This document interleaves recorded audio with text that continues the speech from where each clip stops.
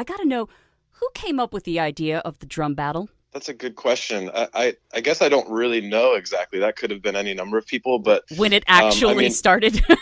yeah. Well, I mean, I'll usually just kind of get like someone will basically like let me know kind of what they want to do like production wise for any of the tours, and then we kind of all just get to work on it.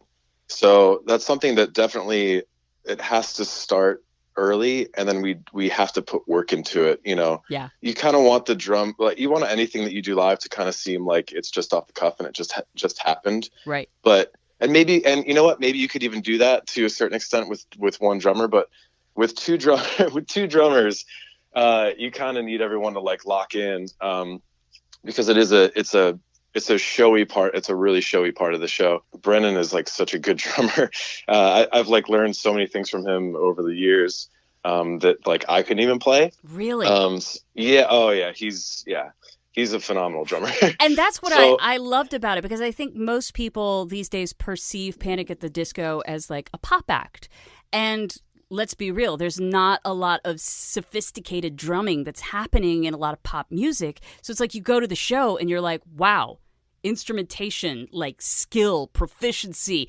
And frankly, as the wife of a drummer, I always loved drums. So when would see that part of the show, I would be like, yes, yes, look at this, inspiring so many people in the audience to see something like that. oh yeah, and I mean, drum solos at live shows are kind of like as old as as old as live shows themselves, I think. Yeah. So we I don't think we're ever going to go as far, and I don't want to put ourselves in a corner here, but I feel safe that I don't think we're ever going to go as far as like setting up a rig that can turn me upside down, or float me over the crowd or anything like that. And our buddies in 21 Pilots obviously have their trademark on the crowd surfing drum set, which is Yeah. insane. Yeah. Uh, we try to make it more musical of a drum kind of break there. And so for a while, Brendan, well, actually, we've kind of split it up every now and then. I think we did like a drum duo. The first one we did together, I think, was more of like I think we called it like a drum battle or something like that, because me and Brendan were kind of we were trading off moments. I saw that version. Yeah, yeah, and I think a couple tours before that, Brendan was doing his own drum solo. Like I would step back for a few minutes, and he would come up and show me how it's done, which was always a fun moment too, because I'm such a audio freak. Like mixing, mix engineering is like one of my other favorite things to do. It's interesting. Like behind a drum kit, I'll try not to go off on a tangent too much, but when band members have their in-ear monitors in, I get to hear things kind of like a record mix. Like I get to really dial it in. Whereas like if Brendan's moving around and Nicole and Mike are moving around, what they hear in their ears kind of changes a lot. But for me, because I'm stationary and I get like this really intricate mix, it's not like as full or as large as I would like it to be. But right when I step away from the drum kit, it sounds amazing because I can get away from everything. And so like when I'm listening to Brendan doing those drum solos, I'm like taking notes. Really? I'm doing everything but like literally writing down what he's doing on a piece of paper. But just like any musician watching another musician kill it, you're soaking it up. So when Brendan was doing those, I was just having fun listening. But then there was that one year where we did like I said, the kind of quote unquote drum battle, and that was really exciting but really nerve wracking, because I know that he can just sit down and shred on drums. I can't do that. I think I'm maybe a little better at it now that I've learned a bunch of things from him. Yeah. Yeah, when we were doing the drum battle, that was cool. It was our first time like kind of writing drum stuff together. Like I went over to his place, his studio, and brought like a little club kit over there, and we just started writing drum parts together. We had like a little idea of what we wanted to do, but most of it was just kind of made up in the moment. And we're both like nerds about recording like any kind of audio that we're making, like any kind of music. So we both recorded it on our phones. Then after I left that day, we kind of like chopped everything up and edited it and then sent it to each other. Or like, I got this idea. And it slowly kind of came together. And then I think we did like a medley for the next run of tours for the next record. We did a medley from like a bunch of the records where it was like a minute here of this song and a minute here of this song. Right. The following record cycles when we did the that we were calling a drum duo. But again, we're just trying to make the whole thing a more musical experience, and also at the same time really fun to watch or hear, him play drums too.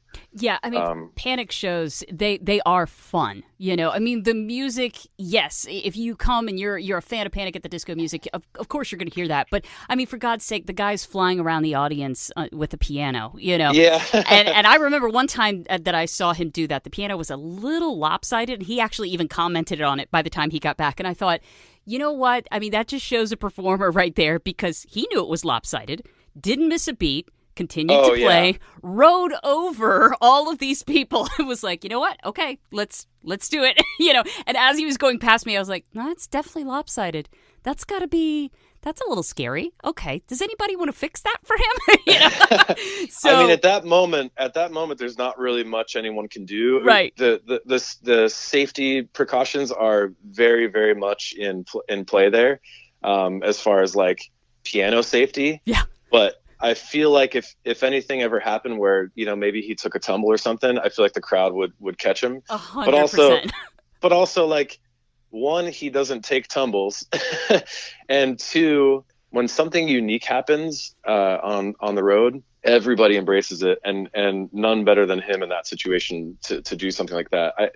Some of the moments that I remember the most on the road is when something that we didn't expect happens, and then he needs to kind of just go off the cuff and address the crowd, like while he's performing or while we're maybe fixing an issue or something. Do you remember one of those specifically? I remember, so there was one time where like my kick drum head broke, which being, like you said, being the wife of a drummer, you would understand like how tough that could be to fix. And I mean, it doesn't ever happen in between a song. It always happens during. Somehow it always happens like not only during, but like at the beginning of the song. And so we've since come up with a kind of fix. Like I have a couple electronic parts in the drum, mixed in with my drum kit. And so after that happened, the next day I took some live recordings of a recording of one of the live shows, and I mixed just the kick drum. So it was my kick drum from the live shows, and I loaded it onto my electronic software. It's called the the Oh Shit kit. So we basically fixed it, but in that moment, after the show, everyone's like, dude, it was fine. It only lasted like 3 minutes or something. And meanwhile, I'm like, that felt like 20 minutes because it's a professional show. And when the clock starts, it's like, we're going. And every single second has been combed over, and, things happen, but man, being up on that riser, it's paralyzing. And having something that happen. Yeah. And my tech Casey, he's got the kick head ready. Like he knows what's going on. He's got everything ready. He's waiting right behind me, like kind of pit crew at NASCAR. He runs right up, and he's, we're both working together to take the head off. And so like Brendon, again, being a drummer, like he knows this isn't going to be a quick thing. So he can't just stall for a few seconds. It's like, no, he knows this is going to take a little while. He knows in one glance, like, okay, I got a couple of minutes to fill here. Yeah. Basically, like there's moments where I'll hear him maybe saying something, but I'm focusing on trying to fix the problem. But all of a sudden you'll hear like the crowd laugh. It's so rare at a live show to not be hearing some sort of music or having flashing lights going on, Right. And then all of a sudden, like you hear an entire crowd of however many thousands of people laughing. It's like, it's just so cool in that moment. 'Cause I'm like, this doesn't happen almost ever on the whole tour. And so stuff like that's really fun. I'm trying to remember. I remember that moment, but I don't remember anything that he was saying. And then there was another one where the sound all went out. Oh no. And I think it was something to do with one of the mixing boards. Like a lot of these mixing boards now are completely digital. Sometimes there might be a software issue early in the day. For anyone out there who's interested, on big tours that are the band's tour, for the most part, it's their equipment. But if we're playing a one-off show at a festival or something, that's not our board. We're like renting that board, and thanks to all the crew who know how to make those things happen in a day, it's crazy, by the way. that they're capable of doing that. Sometimes they have to load their software, like our software, onto this board. And so sometimes there's issues with that software for one reason or another. And I think that night that all the sound turned off, it was like one of those issues that the software that we loaded, the board didn't have a proper update or something like that. So it can get pretty crazy in those moments. But I think Brendon, I can't remember why he was going. I think we were trying to entertain for a while just to see if like the sound would all of a sudden pop back on. And it just wasn't coming on. I think like 5 minutes maybe went by. And then our team made the decision to have everyone come off of the stage. But Brendon stayed out there and all the lights came up in the house. I mean, we were only like halfway through the show. All the lights came up, no sound. Brendon can't address that whole entire place with anything but his voice. And so he got everyone to quiet down. Oh, this is what it was. I remember now. So we're all watching from the side of the stage. He ran back up there, out to the. So you saw the recent shows, right, where we had that like big triangle out front in the middle, kind of in the middle of the crowd. Yeah. So he ran all the way out there, and he shushes down the whole entire crowd. And then what does he say?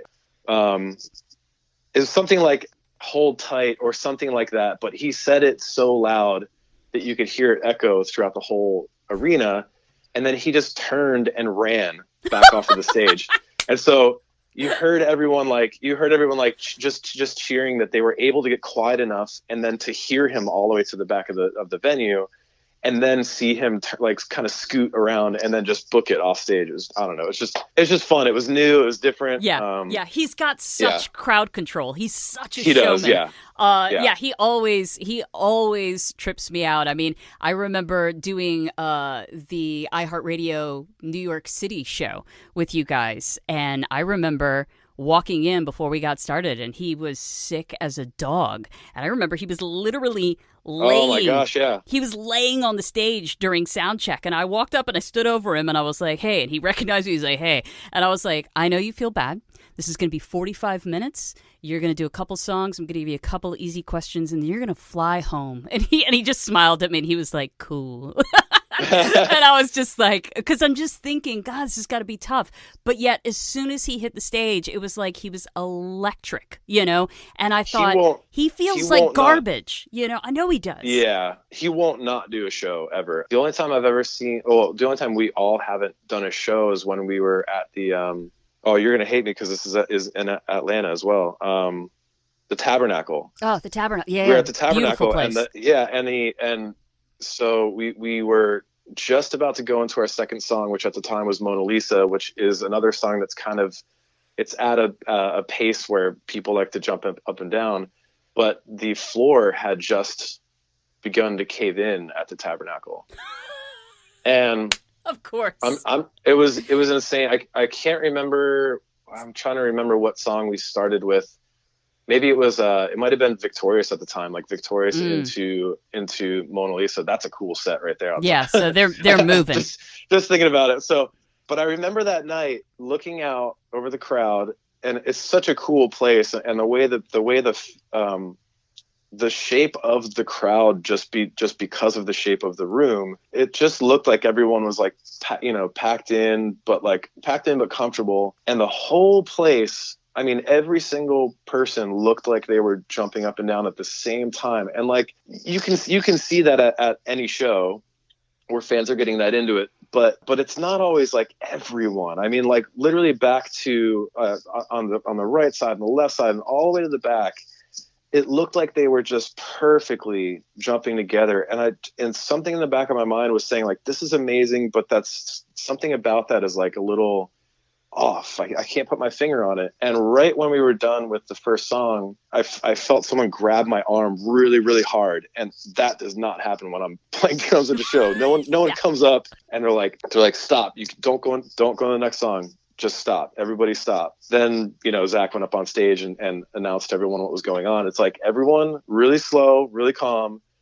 Let's just go out the exit doors. We didn't know we were going to postpone the show at this point. Mm-hmm. But he told them all that the floor was starting to crack, which is the ceiling to where everyone is down in the merch area. Yeah. And so they got everyone out. Apparently they were saying down in the merch area that they could see the beams coming down, Oh my God.